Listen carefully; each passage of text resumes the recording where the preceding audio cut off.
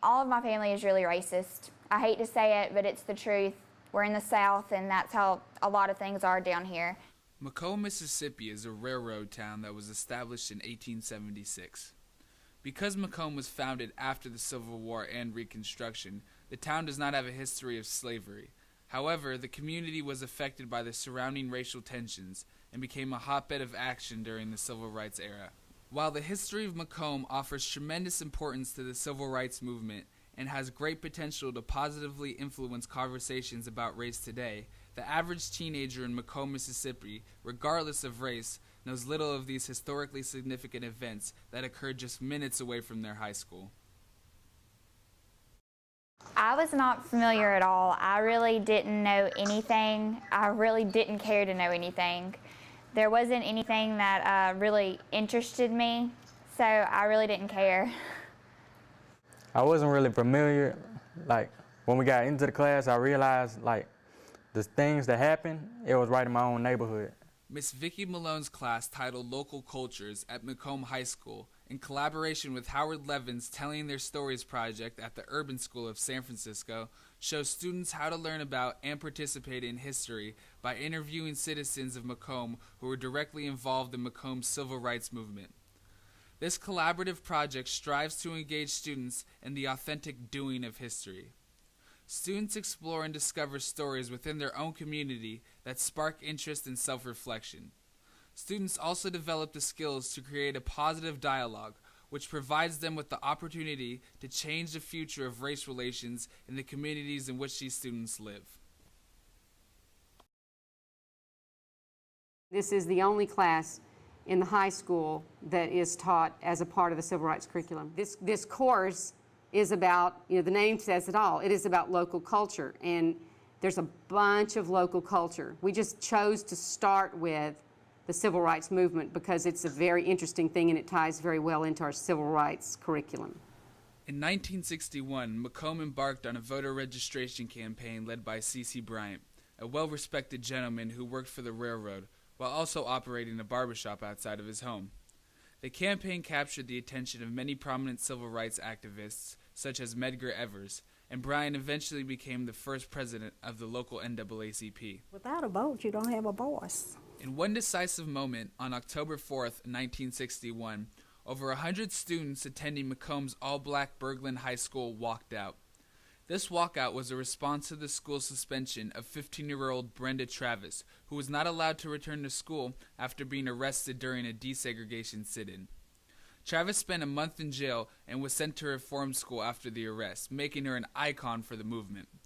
Nearly 100 student demonstrators were arrested as a result of the walkout, marking a pivotal moment in civil rights history. When they walked out of school, they marched downtown at the train station. They were marching down there, and that's where they was confronted by the members of the KKK and was beaten with chains. After the famous walkout, racial tensions in McComb continued to intensify, and in 1964, the Council of Federated Organizers entered the scene in order to unify the various civil rights groups operating in Mississippi, including the NAACP and the SNCC. Threatened by this collaboration, the Ku Klux Klan bombed several homes during the summer of 1964. The bombings initially focused on outside agitators, civil rights workers from outside of McComb. Unfortunately, as the frustration grew, the KKK became more concerned with inciting fear within the community, arbitrarily attacking churches and homes of citizens who had no connection to the civil rights movement. We learned that my dad's house was the next one on the list for bombing. The people that was doing the bombing was somebody that was capable of getting dynamite and stuff like that without being noticed. You didn't really know who it was, but you knew it was somebody that was prominent. Finally, after a year of pervasive bombings, several of the perpetrators were arrested. However, none of those arrested served any jail time.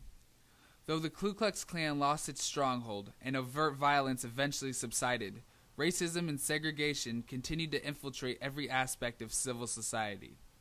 Although race relations in McComb have certainly improved through recent initiatives and pointed dialogues, many students have inherited old mindsets. But mindsets can change, and undoubtedly have through this exceptional project. The people in our class, like I can see a change in them. We're like close. And like even in other classes, you can see some changes, but it's not really, I wouldn't say it's making an impact yet, but once we get the stuff up and people actually get to see what we're doing, I think it'll be powerful and it'll help. It'll help contribute to the change. Well, to me, it showed how far we've come from those times. And when I learned it, like, it started putting things in perspective.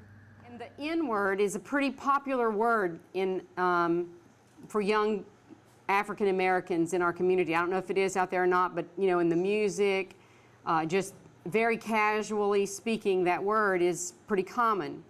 Those kids became vehement about hearing that word. They wouldn't speak it.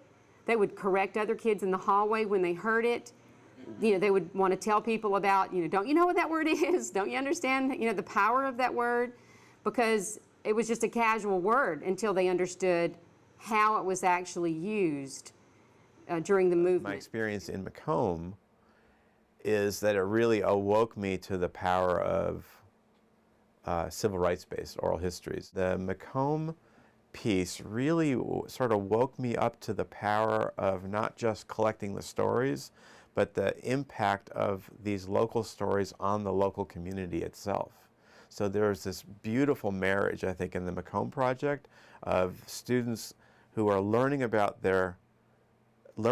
civil rights, learning about their local community, and they're actually publishing these stories in a way that the rest of their local community can learn about the stories of their neighbors that they've never even heard, people living right next to them that they didn't even know that these stories existed. So it's a very alive project because it's so local and so personal within the community of McComb. Being in this class, it really made me step out of my comfort zone, so to speak, and I really got to experience things experience emotions that I never knew that I could. Now, after taking this class and being a part of McComb, you know, you learn to not look at color.